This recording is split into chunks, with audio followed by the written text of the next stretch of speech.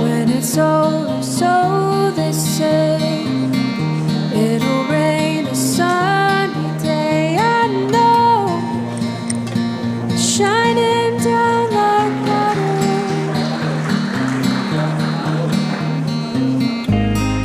I wanna know, have you ever seen the rain? And I wanna know, have you ever seen the rain coming down on a sunny day? Yesterday and days before, the sun is cold and rain is hard, I know. Been that way for all my time. Till forever on it goes, through the circle fast and slow. I know it can't stop, I wonder. And I wanna know, have you ever seen the rain? And I wanna know, have you ever seen the rain? And I wanna know, have you ever seen the rain coming down, Coming down, coming down, coming down. coming down on a sunny day?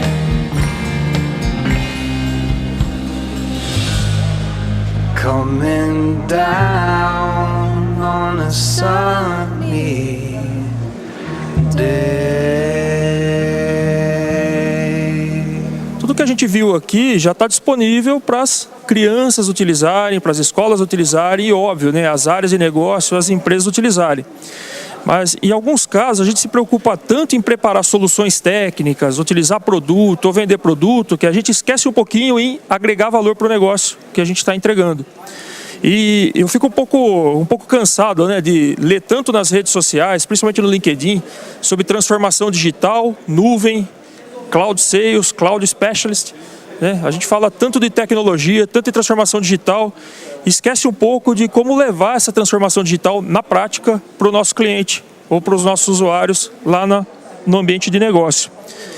E, né, depois da chegada do Satya na Microsoft, a gente teve grandes puxões de orelhas, né? Eu estou na Microsoft há 11 anos e eu vi o meu dia a dia mudar muito nos últimos meses, nos últimos anos, principalmente depois da chegada dele. Eu não sei se vocês estão acompanhando as notícias, na última semana a gente teve uma grande mudança lá no time de Windows, né? Toda a liderança foi alterada, houve fusões em algumas áreas de engenharia. E do lado técnico a gente olha tudo isso e fica um pouco assustado, mas quando a gente olha para o foco do negócio, para o foco de transformação digital, a gente vê que tudo isso faz sentido, tá? E é o que a gente vai tentar falar com vocês aqui nessa apresentação. Então, aqui a tradução fala nossa indústria, né? Mas aqui a gente não fala da nossa indústria Microsoft, mas do nosso mercado, os nossos clientes. Eles não respeitam mais a tradição, eles respeitam a inovação, eles querem coisas novas. A diarista de vocês não usa o WhatsApp? Usa, não usa? O mecânico de vocês que cuida do carro não fala com vocês pelo WhatsApp? Ele nem quer mais atender o telefone, não é assim? E às vezes a gente tenta vender para o nosso cliente coisas que ainda são Office, Windows Server ou Cloud, né? A gente usa o nome Cloud a todo momento e às vezes o nosso cliente nem sabe o porquê ou como utilizar. É mais uma SKU, é mais um part number que a gente quer entregar para ele. E quando a gente olha um pouquinho a história das outras empresas, né? Ou nos últimos 30 anos, o que aconteceu com as grandes marcas, a gente pega aqui as Top 5 Market Cap. Esse era o cenário em 1997, a GE era top, né? Seguida pela Coca-Cola, AT&T, Action e Microsoft lá embaixo. 10 anos depois, a gente houve um reposicionamento de marca não só da Microsoft, mas como de outras empresas. Esse já é um número de 2007. Quando a gente olha 2017, a gente praticamente só vê empresas de tecnologia aqui, tá? uma só produz hardware, né? As outras não. O que isso significa? O momento é propício para nós, não é? Você só vê transformadores de tecnologia, a gente vê transformação digital pura ali.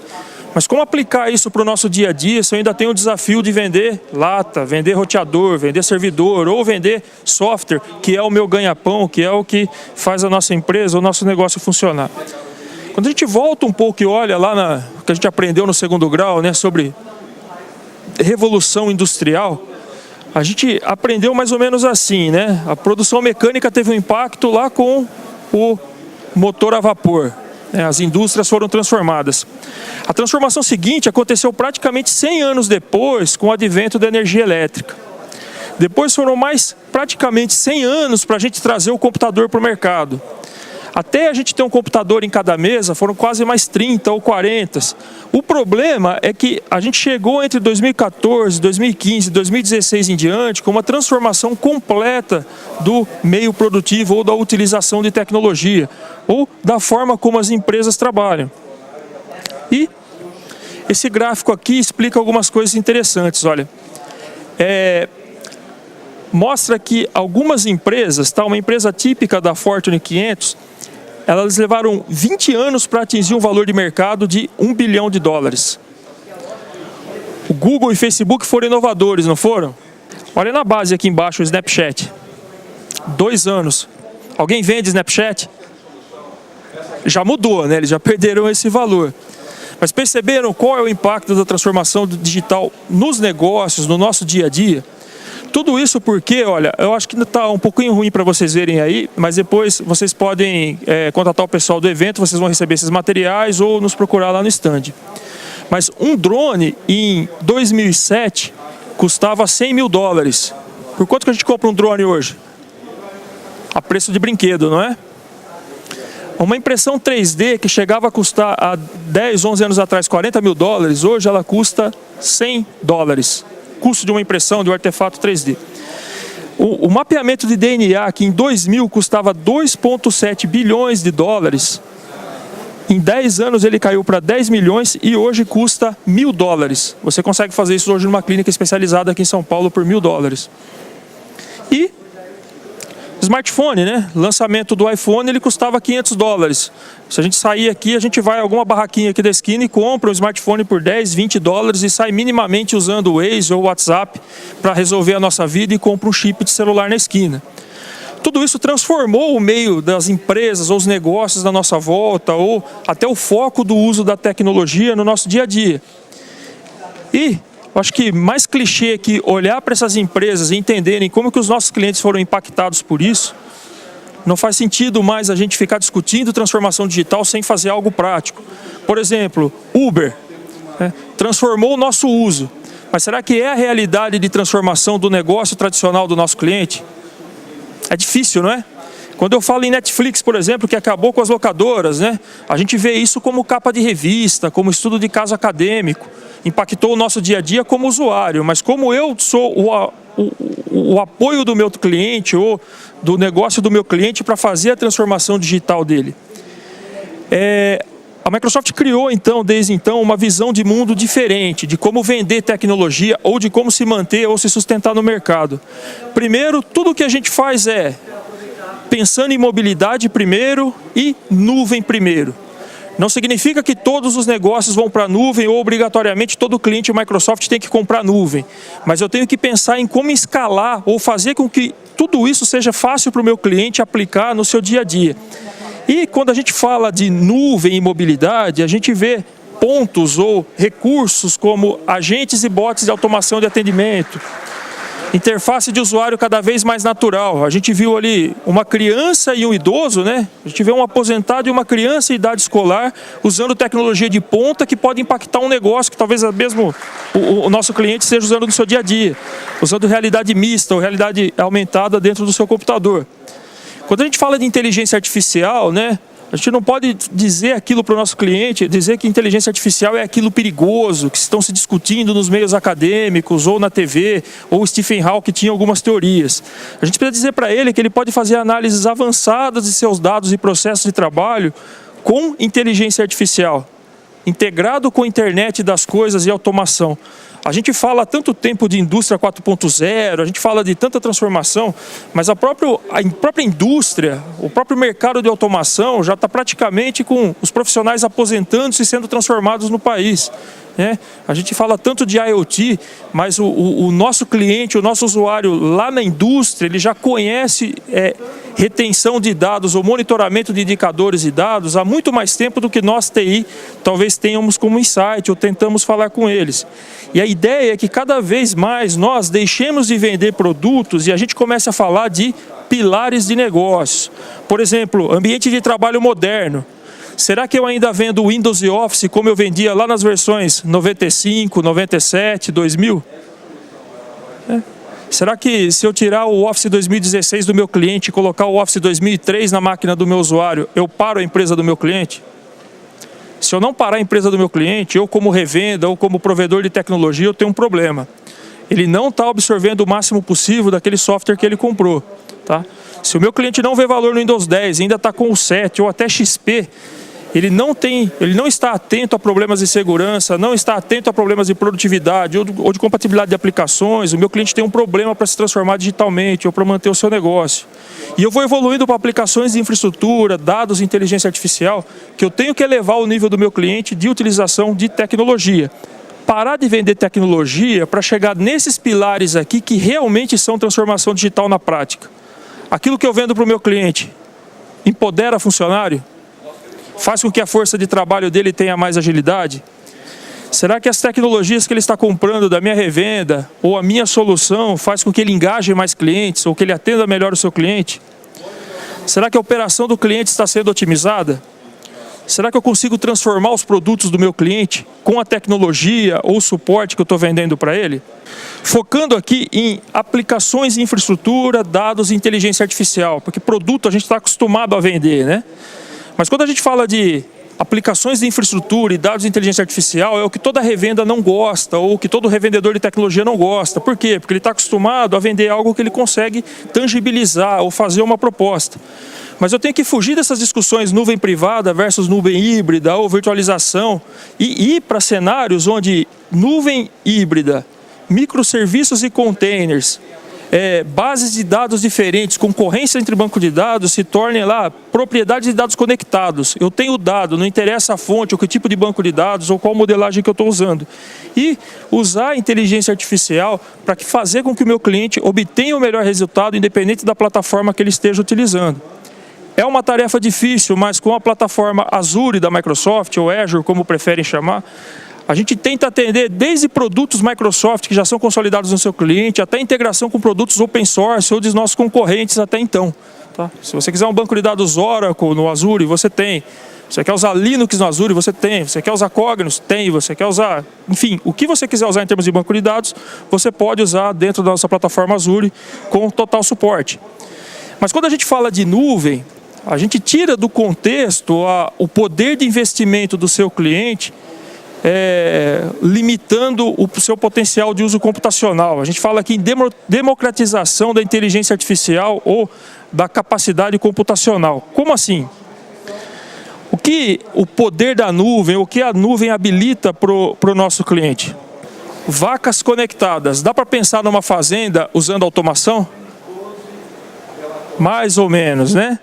Mas vamos ver um caso real aqui, prático, onde a gente vê algumas vaquinhas aí, e elas não estão em prisão domiciliar, tá? Isso aqui é um sensor na pata da vaquinha. O que significa esse sensor na pata da vaquinha? Será que uma vaca precisa dar 10 mil passos por dia?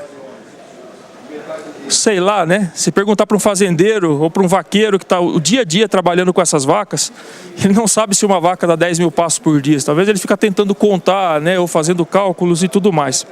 Mas esse foi um número bastante interessante, serviu de indicador diferencial para uma solução de negócio para uma fazenda ou um conjunto de fazendas. Por quê? Qualquer tipo de negócio é uma empresa de dados. Pode ser um dado não monitorado, um dado que eu desconheço, mas é uma empresa de dados. E quando eu começo a analisar números e comportamentos, eu tenho insights de negócio. Nesse caso, o que aconteceu? Olha, imagina, o que um fazendeiro pode fazer para solucionar problemas do tipo detectar um animal doente ou melhorar a produção do gado, detectando o cio no momento correto. Veja que a gente está falando de um negócio primitivo, né? E quando a gente vai numa fazenda, a gente tem lá pessoas que trabalham há muitos anos envolvidas com esse tipo de animal e conhecem esse tipo de negócio. Qual o problema? Primeiro, né, os jovens não querem mais ficar nas fazendas e eu tenho que tentar automatizar o trabalho dessas pessoas que têm experiência para lidar com esse cenário. Segundo, hoje uma pequena fazenda não sobrevive mais comercialmente, é preciso você acumular produção e as fazendas são cada vez maiores. Então eu tenho dificuldade em detectar esses pequenos sinais ou eu demoro para detectar esses sinais que são importantes para o meu negócio. Nisso tudo, pessoal, havia um desafio aqui, olha, onde uma solução de tecnologia não foi um produto, mas um parceiro que sentou com uma área de negócios, entendeu a necessidade do cliente e conseguiu 70% de melhoria de performance nesses dois cenários, né? Monitorar a saúde do animal e melhorar a taxa de reprodução. Como isso aconteceu? Pensa bem, né? Monitorar tudo isso é difícil, porque um cio dura de 12 a 18 horas a cada 21 dias. E geralmente ele ocorre entre 10 da noite e 8 da manhã. Para um fazendeiro que acorda às 5 da manhã, ficar monitorando animais, imagina centenas, talvez milhares de vacas no pasto. É fácil? Ah, mas pensando em tecnologia eu posso monitorar, ficar filmando, levar isso para uma central de monitoramento? Poderia. Mesmo assim é difícil, né? Você ter o olho humano detectando o comportamento, principalmente de animais, né? Que cada um tem uma personalidade ou um perfil. Mas os fazendeiros, eles têm que determinar a hora certa para esse determinado número de vacas. E aí está a mágica toda. Um fazendeiro japonês procurou a Fujitsu, que já é um parceiro da Microsoft, e falou, olha, eu preciso de ajuda, eu preciso melhorar a performance de reprodução do meu rebanho. O que foi feito então? Sem desenhar muito produto, pensou-se em sensores nas patas dos animais, receptores e transmissores, uma estação de base, todo o cálculo de inteligência artificial e análise dos passos das vaquinhas, vem para o escritório e gera alertas para o tratador, para a pessoa responsável trabalhar com inseminação artificial ou o veterinário ir lá ver o que está acontecendo com a vaquinha. Mas como assim? Isso aqui, olha, é o comportamento de uma vaca num dia normal da vida dela. Esse aqui é o comportamento de uma vaca quando está no cio. Lembra, naquele curto período de tempo que a gente mostrou. Aprendeu-se, analisando os dados, muito mais do que um vaqueiro. Por quê? O vaqueiro ele conhece o animal e ele olha, aquela vaca ali ela sempre foi agitada, né? E demora para ele perceber que ela está no cio. Aqui estabeleceu-se padrões, olha. Desde o momento do cio, aprendeu-se que o melhor momento para inseminação artificial é 16 horas após o início do cio. Então o ideal é ter o provável macho com a provável vaca, para garantir que a inseminação artificial ou o cruzamento ocorra no melhor momento possível. Uma fazenda chegou a ter um aumento considerável aqui, né? A taxa de crescimento do rebanho foi de 31%, atingindo, na média, as 11 fazendas, 12% de melhora na produtividade ou na reprodução do rebanho, quando começou a se analisar esses dados a um custo muito baixo perante o resultado para esse tipo de negócio. Como mensagem final, tá? Nós, provedores de tecnologia ou fornecedores de tecnologia, nós temos que dominar esse cenário que é sair de um modelo de gestor ou fornecedor de TI para um facilitador de negócio. Sair de uma referência de custo para uma referência de ROI. Nosso cliente olhar para nós e falar assim, eu tenho um problema que eu sei que a tecnologia pode me resolver, mas eu tenho um advisor, eu tenho aquela revenda, eu tenho o distribuidor, ou eu tenho aquele vendedor de tecnologia que sempre tem o melhor caminho para mim, ou ele me endereça para o melhor fabricante e tudo mais. Para eu sair de um cenário onde o cliente vem com o orçamento pronto e eu tenho que adequar minha venda ou minha proposta, para um cenário onde ele olha para mim como um parceiro de desenvolvimento de negócios. E aí, os meus lucros ou o meu negócio com esse cliente pode ser infinito. Vamos combinar, né? Quando eu aumento em 70% a taxa de reprodução de um rebanho, esse fazendeiro vai manter a fazenda aberta para mim o tempo todo e eu vou poder vender e dar continuidade ao negócio, o meu relacionamento comercial com essa fazenda, o quanto eu quero. De novo, vocês conhecem os clientes de vocês, né? Se são transportadoras, negócios que tradicionalmente não são digitais, mas vocês sabem, vocês conhecem tecnologia e sabem o melhor caminho para atender melhor esse cliente. Pessoal, atrasei aqui 2 minutos, mas obrigado. E nos procure no stand, por favor. Obrigado.